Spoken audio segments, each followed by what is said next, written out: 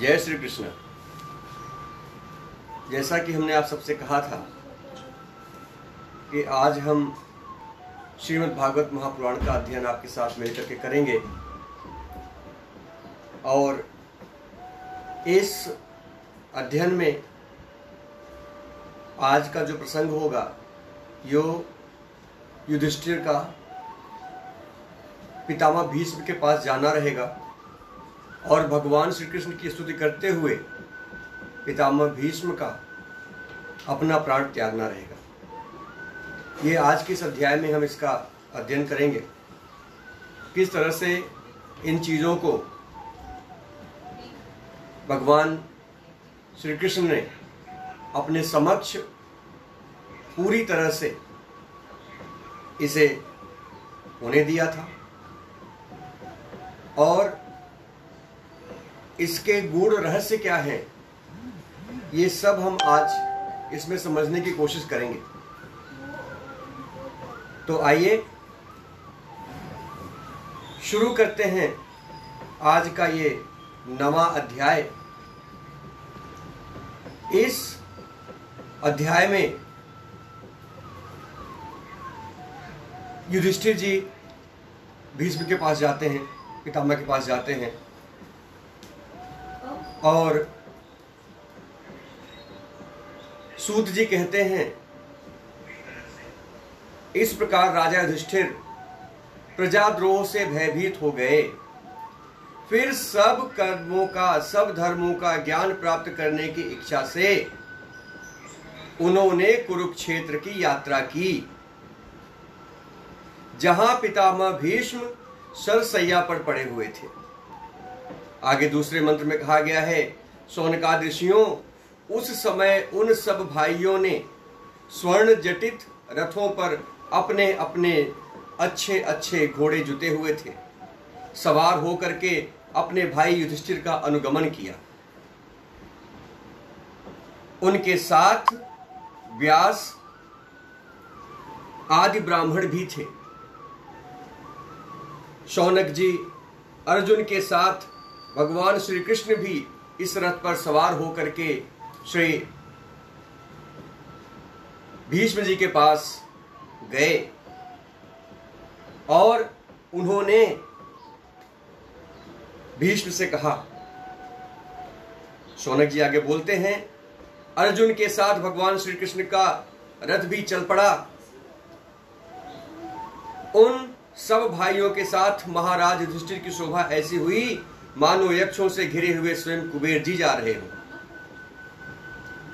अपने अनुचरों और भगवान श्री कृष्ण के साथ यहां जाकर के पांडवों ने देखा कि भीष्म पितामह स्वर्ग से गिरे हुए देवता के समान इस धरती पर पड़े हुए थे। उन लोगों ने उनको प्रणाम किया। शौनक जी उसी समय भरतवंशियों के गौरव रूप पितामह भीष्म को देखने के लिए सभी महर्षि, देवर्षि और राजर्षि भी वहां पर पधारे। पर्वत, नारद, धौम्य, भगवान, व्यास, बृहदश्व, भरद्वाज ऋषियों के साथ परशुराम जी भी वशिष्ठ, इंद्रप्रम, त्रित, गिस्मद, असित, काक्षीवान, गौतम, अत्रि, विश्वामित्र, सुदर्शन तथा और भी शुकदेव आदि शुद्ध हृदय महात्मा गण एवं समस्त शिष्यों के साथ अंगिरा पुत्र बृहस्पति आदि मुनिगण भी वहां पर पधारे। आगे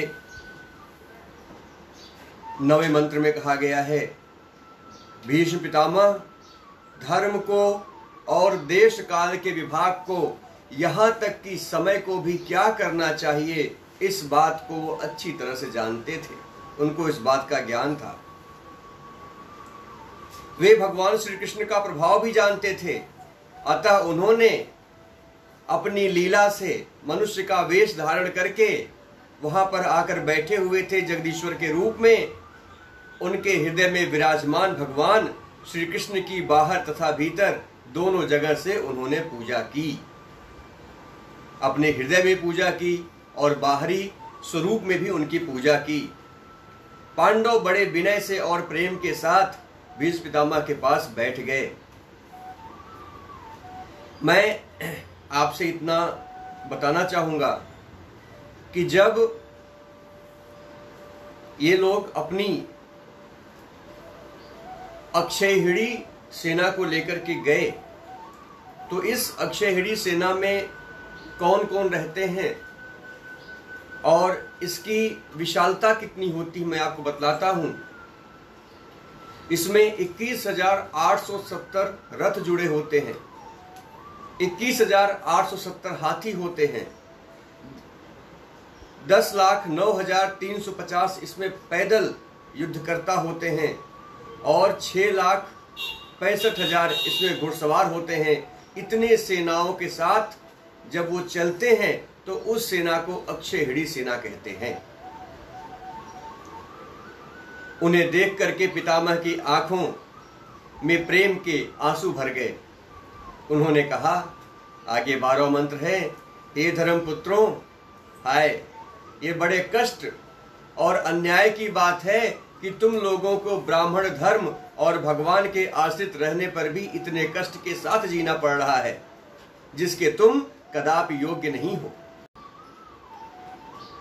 12 मंत्र पूरा नहीं हुआ था, मैं एक बार आपके साथ वापस शेयर करता हूं। जब पांडु की मृत्यु हुई थी उस समय तुम लोग अत्यंत छोटे थे और कुंती के साथ साथ तुम्हें भी बार बार बहुत से कष्ट झेलने पड़े थे, मुझे सब कुछ याद है। आगे 13 मंत्र इसमें कहा गया है, जिस प्रकार बादल वायु के वश में रहते हैं वैसे ही लोकपालों के सहित सारा संसार काल भगवान के अधीन रहता है। सारा संसार सारा काल भगवान के अधीन रहता है। मैं समझता हूं कि तुम लोगों के जीवन में ये जो अप्रिय घटनाएं घटित हुई हैं वे सब उन्हीं की लीला मात्र है, वे सब उनके अतिरिक्त और कुछ भी नहीं है।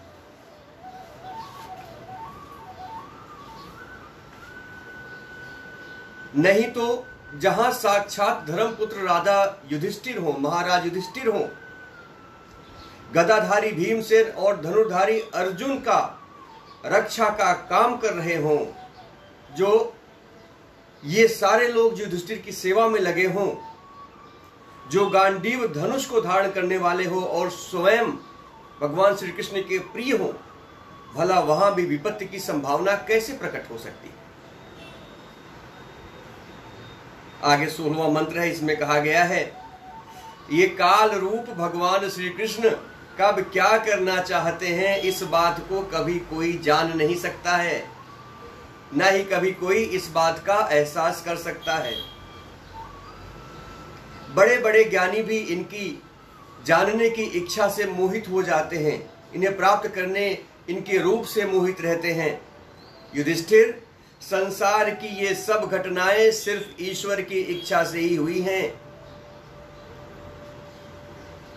उसका अनुसरण करके तुम इस अनाथ प्रजा का पालन करो, क्योंकि अब तुम ही इनके स्वामी हो और इसे पालन करने में समर्थ हो।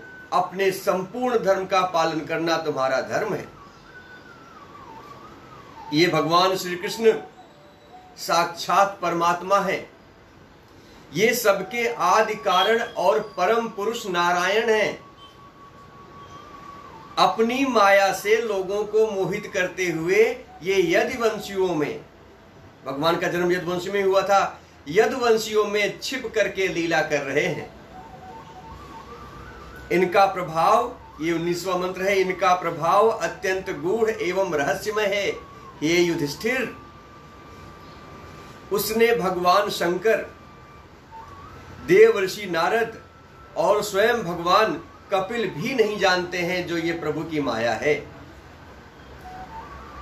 आगे 20वां मंत्र है, जिन्हें तुम अपना ममेरा भाई, प्रिय मित्र और सबसे बड़ा हितैषी मानते हो, जिन्हें तुमने प्रेमवश अपना मंत्री, दूत, सारथिक बना रखा है और उसको बनाने में संकोच नहीं किया है, वे स्वयं नारायण है। 21वें मंत्र में आगे कहा गया है, इन सर्वात्मा समदर्शी अद्वितीय अहंकार रहित और निष्पाप परमात्मा ने उन ऊंचे नीचे कार्यों के कारण कभी किसी प्रकार की विषमता नहीं आने दी। और युधिष्ठिर, आगे 22वां मंत्र है, इस प्रकार सर्वत्र सम होने पर भी देखो तो सही वे अपने अनन्य प्रेमी भक्तों पर कितनी कृपा करते हैं। यही कारण है कि ऐसे समय जबकि मैं अपने प्राणों का त्याग कर रहा हूं, ऐसे समय में भगवान श्री कृष्ण ने मुझे साक्षात आकर के दर्शन दिए हैं। आगे 22वें मंत्र में कहा गया है, भगवत परायण योगी पुरुष भक्ति भाव से इनमें अपना मन लगा करके और वाणी से इनके नाम का कीर्तन करते हुए शरीर का त्याग करते हैं और कामनाओं से तथा कर्म के बंधन से छूट जाते हैं। 24वें मंत्र में आगे कहा गया है, वे ही देव भगवान अपने प्रसन्न हास्य और रक्त कमल के समान अरुण नेत्रों से उल्लासित मुख वाले चतुर्भुज रूप से, जिसका और लोगों को केवल ध्यान मात्र में दर्शन होता है, तब तक नहीं स्थिर रह करके प्रतीक्षा करते हैं जब तक कि मैं इस शरीर का त्याग ना कर दूं। तब तक भगवान प्रतीक्षा करते हैं, तब तक भगवान हमारे पास रहते हैं। आगे सूत जी ने कहा, युधिष्ठिर ने ये बात सुनकर के सरसैया पर सोए हुए भीष्म पितामह से बहुत से ऋषियों के सामने ही नाना प्रकार के धर्मों के संबंध में अनेक रहस्य पूछे।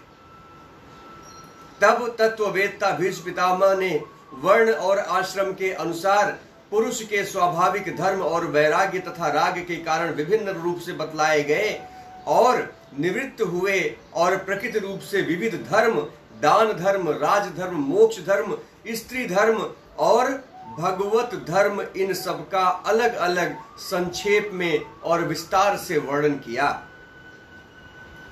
शौनक जी,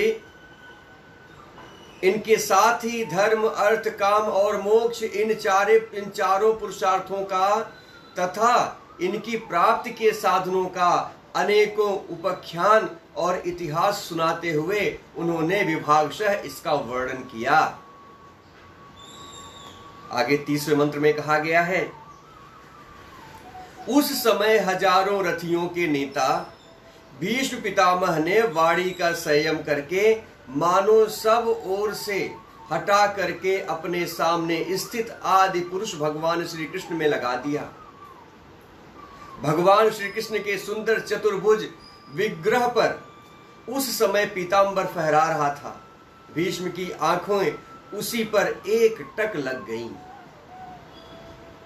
भीष्म जी की आंखें उसी पर ऐसी ठहरी कि फिर वहां से हटी नहीं। उनको शास्त्रों की चोट से पीड़ा ना हो, जितने शस्त्र उनको लगे थे उनकी चोट से उनको पीड़ा नहीं हो रही थी, उनको तकलीफ नहीं हो रही थी। वह तो भगवान के दर्शन मात्र से ही तुरंत दूर हो गई थी। भगवान की विशुद्ध धारणा से उनके जो कुछ अशुभ शेष थे वे सब भी नष्ट हो गए। अब शरीर छोड़ने का समय उन्होंने अपनी समस्त इंद्रियों के वृत्त विलास को रोक दिया और बड़े प्रेम से भगवान श्री कृष्ण की स्तुति की। भीष्म जी ने कहा, अब मृत्यु के समय मैं यह बुद्धि जो अनेक प्रकार से साधनों का अनुष्ठान करने से अत्यंत शुद्ध एवं काम रहित हो गई है, हे यदुवंश शिरोमणि अनंत भगवान श्री कृष्ण, मैं आपके चरणों में इसे समर्पित करता हूं।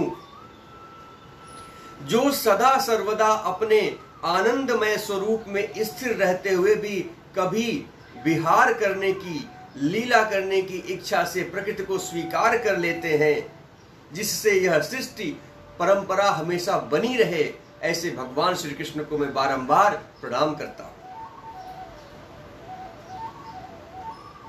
24वां 33वां मंत्र है, इसमें कहा गया है, जिनका शरीर त्रिभुवन सुंदर एवं श्याम तमाल के समान सांवला है, जिस पर सूर्य रश्मियों के समान श्रेष्ठ पीतांबर लहराता रहता है और कमल सदृश मुख पर दुधराली अलकें लटकती रहती हैं, उन अर्जुन सखा श्री कृष्ण से मेरी निष्कपट प्रीति हो, यही मेरी उनसे प्रार्थना है। आगे 34वां मंत्र है, मुझे युद्ध के समय की उनकी वह विलक्षण छवि याद आती है।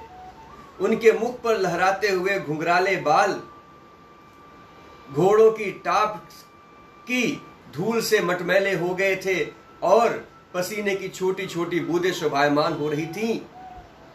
मैं अपने तीखे बाणों से उनकी त्वचा बीध रहा था। उन सुंदर कवच मंडित भगवान श्री कृष्ण के प्रति मेरा शरीर, अंतःकरण और आत्मा समर्पित हो जाए, ऐसी हमारी उनसे प्रार्थना है। 35वें मंत्र में आगे कहा गया है, अपने मित्र अर्जुन की बात सुनकर जो तुरंत ही पांडव सेना और कौरव सेना के बीच में अपना रथ लेकर के आए और वहां स्थित होकर के उन्होंने अपनी दृष्टि से शत्रु पक्ष के सैनिकों की आयु छीन ली, उन पार्थ सखा भगवान श्री कृष्ण में मेरी परम प्रीति हो। 36वें मंत्र में कहा गया है, अर्जुन, जब दूर से कौरवों की सेना के मुखिया हम लोगों को देखा, तब पाप समझ करके वह अपने स्वजनों के वध से विमुख हो गया। उस समय उन्होंने गीता के रूप में आत्मविद्या का उपदेश करके सामयिक ज्ञान का नाश कर दिया। उन परम पुरुष भगवान श्री कृष्ण के चरणों में मेरी प्रीति सदा बनी रहे। 37वें मंत्र में कहा गया है, मैंने प्रतिज्ञा कर ली थी कि मैं श्री कृष्ण को शस्त्र ग्रहण करके या उनको शस्त्र ग्रहण करा करके ही मानूंगा।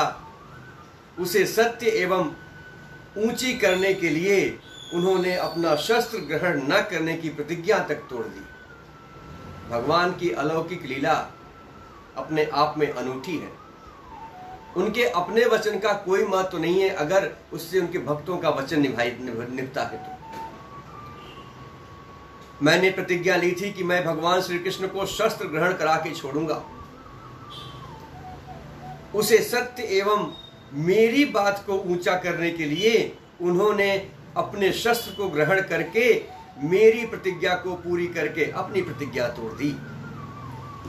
उस समय वे रथ से नीचे कूद पड़े और सिंह के जैसे पूरे वेग में मेरी तरफ बढ़े और हाथी को मारने के लिए उस पर टूट पड़ता है जिस तरह से, उसी तरह से वे रथ का पहिया लेकर के मुझ पर झपट पड़े।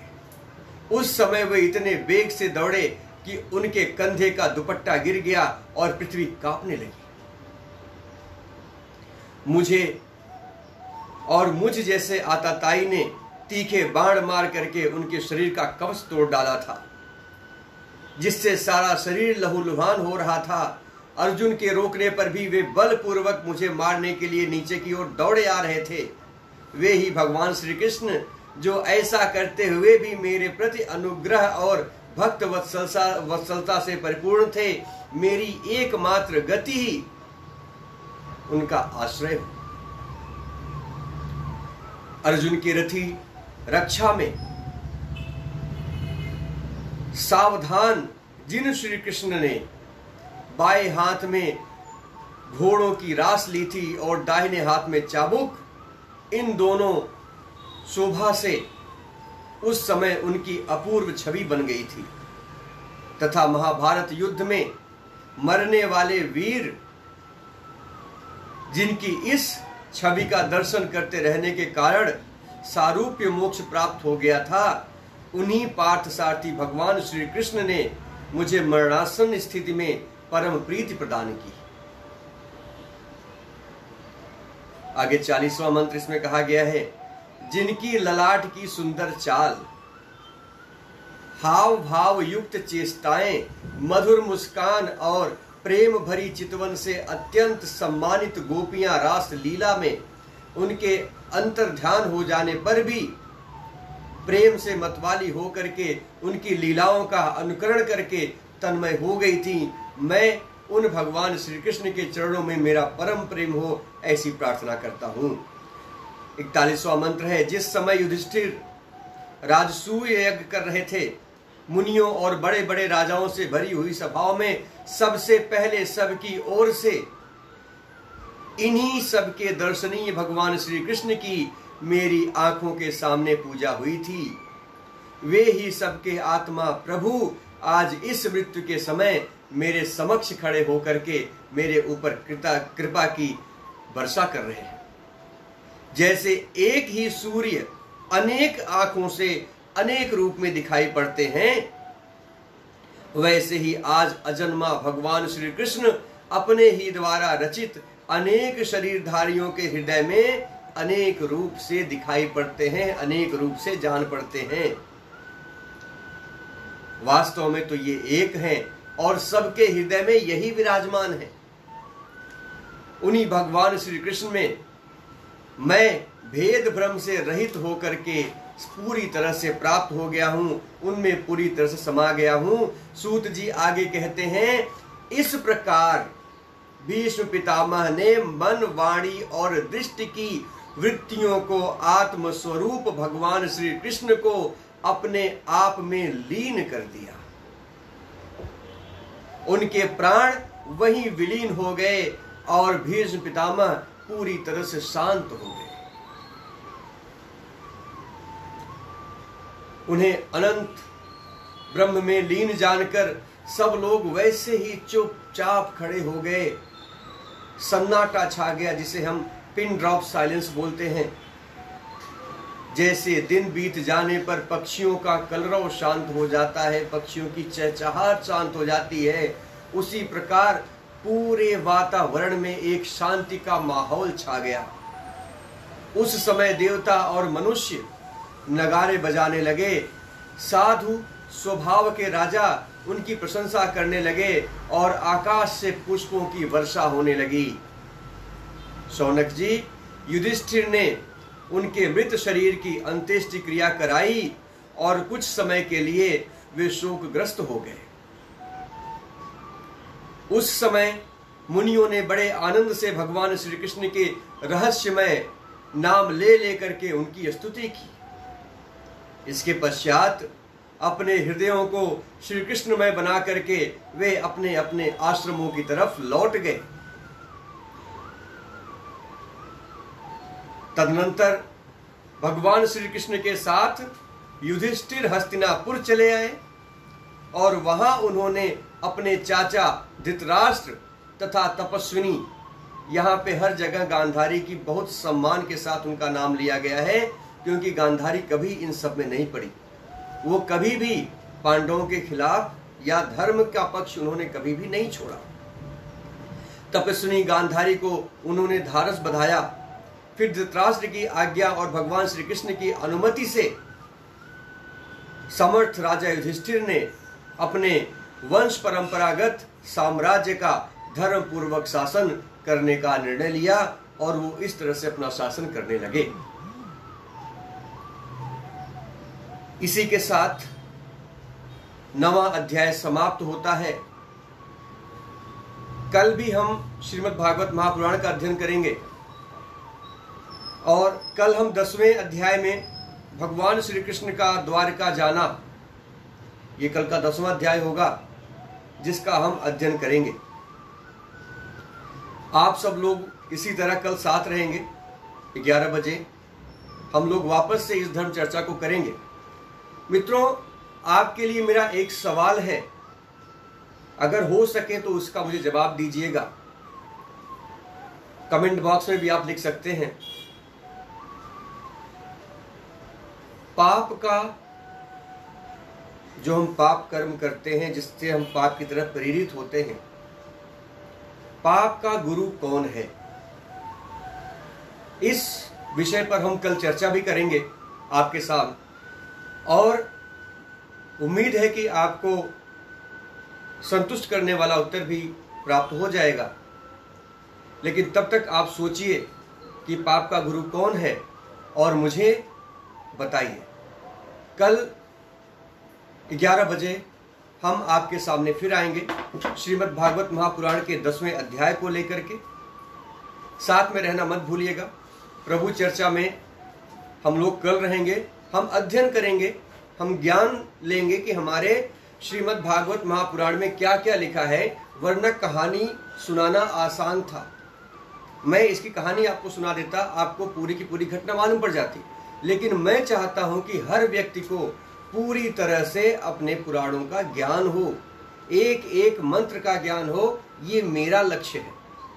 इसके लिए मैं आप लोगों के सामने रोज इस प्रयास में आता हूं ताकि हमारे साथ साथ आप भी भगवान के इस ज्ञान में यात्रा में शामिल हो सके और इसको पढ़ने, सुनने, सुनाने, कहने, फैलाने से जितना भी आप कर सकें करें, उससे आपका नुकसान नहीं होगा। आप हमारे जो चैनल है ओम गुरुकुल वेद और शास्त्र ज्ञान, ये YouTube पर है, उस पर आप जा कर के चैनल को सब्सक्राइब करें और उसमें बाकी भी जो अंक है उसे आप देख सकते हैं। कल आपसे इसी समय फिर मुलाकात होगी। तब तक के लिए